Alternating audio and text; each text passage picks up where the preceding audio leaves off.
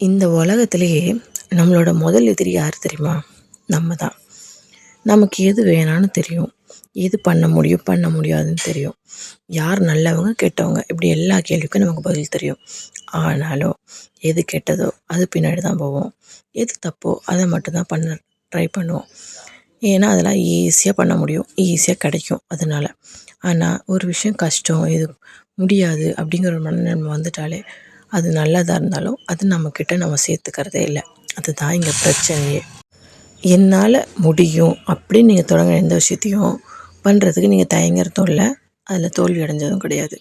ஆனால் ஒரு புத்தகத்தை திறக்கும் போதே என்னை இது முடியாதுப்பா, நான் இதில் கண்டிப்பாக தோற்று போயிடுவேன், இது ரொம்ப கஷ்டம், இது நான் எப்படி படித்து முடிக்க போகிறேன் இப்படிங்கிற கொஷினோடு நீங்கள் என்றைக்காவது ஆரம்பித்து பாருங்கள்.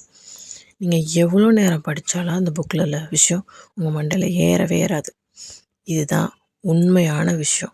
புக்குன்னு இல்லை, நீங்கள் ஒரு விஷயம் எந்த விஷயமா இருந்தாலும் அதில் நீங்கள் முடியும்னு நினச்சி தொடங்குற விஷயம் மட்டும்தான் முடியும். என்னால் முடியாதுன்னு நீங்கள் உங்கள் மனசையும் உங்களையும் நம்ப வச்சிட்டதுக்கப்புறம் நீங்கள் ஆரம்பிக்கிற எந்த விஷயத்தையும் நீங்கள் இல்லை, அந்த கடவுளே நினச்சாலும் உங்களை பண்ண வைக்க முடியாது. கடவுள் உங்களுக்கான சப்போர்ட் கொடுப்பாரு, நீங்கள் பண்ண முடியும்னு தைரியத்தை கொடுப்பாரு. ஆனால் நான் பண்ணுவேன், இதெல்லாம் ஒரு விஷயமே இல்லை, அதை ஈஸியாக என்னால் பண்ண முடியாத தைரியத்தை நீங்கள் உங்களுக்கு கொடுத்தா மட்டும்தான் அதை செய்ய முடியும். நீ ஒன்றுமே இல்லை, நீ எல்லாம் இதுக்கு லாய்க்கப்பட மாட்டேன்னு அடுத்தவன் சொன்னால் அது தப்புன்னு நம்ம சொல்கிறோம். ஆனால் உங்கள் மனசை நீங்களே தாழ்வு மனப்பான்மையாக வச்சுக்கிட்டு இது இல்லை, இது பண்ண முடியாது, நீ எல்லாம் லாய்க்கப்பட மாட்டேன், இதெல்லாம் நம்மளால் பண்ணவே முடியாது, பெரிய விஷயம், இதெல்லாம் நம்ம எப்படி பண்ண போகிறோம் இப்படிங்கிற தோல்விக்கான எல்லா கேள்வியும் நம்ம மனசுக்குள்ளே நம்மளே கொடுத்துட்ருக்கோமே. அப்போது நம்மளும் தப்பானவங்க தானே. நம்ம தோற்கிறதுக்கு நம்மளே காரணமாக இருந்து நம்ம ஜெயிக்கிறதுக்கு நம்மளே தடையாக இருக்கிறதுனால என்ன நடந்துடும்? இந்த உலகம் நம்மளை கோலைன்னு ஒரு பேர் வைக்கும். உங்களுக்கு அந்த பேர் தான் வேணும்னா நீங்கள் உங்களே நம்புங்க, நான் என்னால் முடியாது, என்னால் முடியாதுன்னு. ஒரு தாரக மந்திரம் இருக்குது. இந்த மந்திரம் உங்களுக்கு கண்டிப்பாக யூஸ் ஆகும். என்னென்னு கேட்குறீங்களா? இந்த உலகத்தில் என்னால் முடியாதுங்கிற ஒரு விஷயம் இல்லவே இல்லை. நான் முடியாதுன்னு யோசிக்கிற ஒரே விஷயத்த எவனோ ஒருத்தர் எங்கேயோ ஒரு இடத்துல செஞ்சிட்ருக்கான். அப்போது என்னால் மட்டும் ஏன் முடியாது? அவனை விட நான் ஒன்றும் வேஸ்ட்டு கிடையாது, அவனை விட நான் முட்டாளும் கிடையாது, நான் செஞ்சு முடிப்பேன் அப்படிங்கிற வைராக்கியத்தை உங்கள் மனசு கொண்டு வாங்க.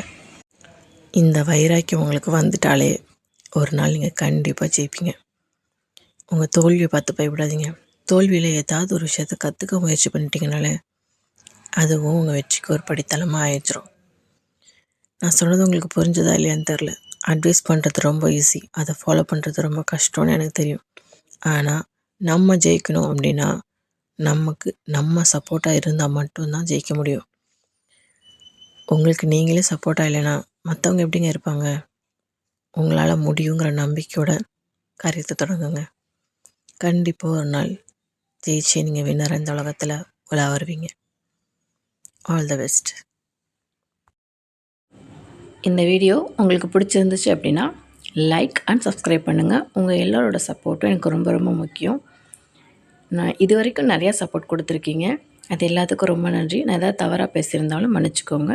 ஸோ லைக் அண்ட் சப்ஸ்கிரைப் பண்ண மறந்துடாதீங்க. தேங்க்யூ.